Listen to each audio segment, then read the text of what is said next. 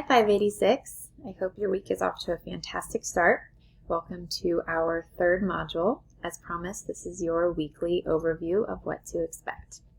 This week we are going to focus on high leverage practices, or HLPs. These 22 high leverage practices have been identified by the Council for Exceptional Children, which, as you know, is our professional organization in special education.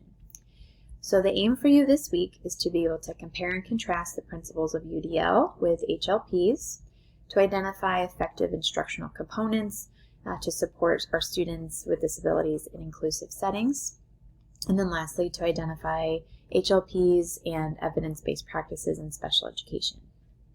We'll compare and contrast the two a little bit. We have three things to read and review this week. The first is an overview of the 22 high leverage practices.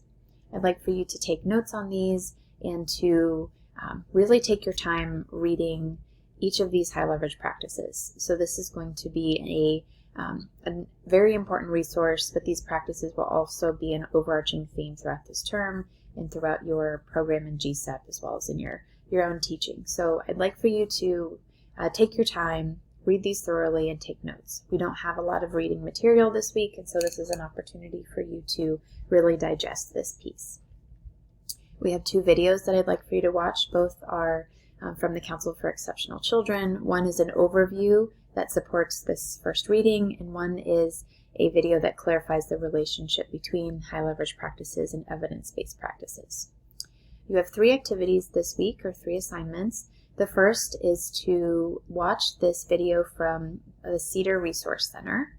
CEDAR is the center that, with the support of the Council for Exceptional Children, has identified these 22 high leverage practices. Give yourself some time. This video is almost an hour long, but this is a video from a conference where these HLPs were first introduced. I think this is a wonderful resource as it presents video exemplars of high leverage practices in the classroom and in use. And so what I'd like for you to do is you watch this video, take lots of good notes. You can do that in whatever way works best for you, a graphic organizer, just jotting down notes on a Google Doc, or with pen and paper. And I'd like for you to upload those notes to the assignment. You'll deepen your application by doing a self-assessment. And so the CEDAR Resource Center has put together a self-assessment tool for you to evaluate yourself on a Likert scale of if you are very unfamiliar with each of the high leverage practices or if you feel like you have mastered. Anywhere in that spectrum is good. We're here to learn these high leverage practices together. So I'd like for you to complete this self-assessment, and I'd like for you to create goals. And so I'm asking for you to create 5 goals. We have 4 domains. So I'd like for you to create a goal for how to increase your use of high leverage practices in your current or in your future classroom. You can do that, based on these different learning objectives and objectives in using HLPs.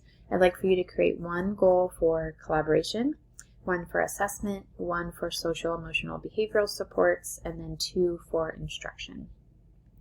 I'd also like for you to share a brief sort of overview of your takeaways of this assessment. So where do you think you are? Where do you want to go? Where do you want to go? And then specifically share your goals.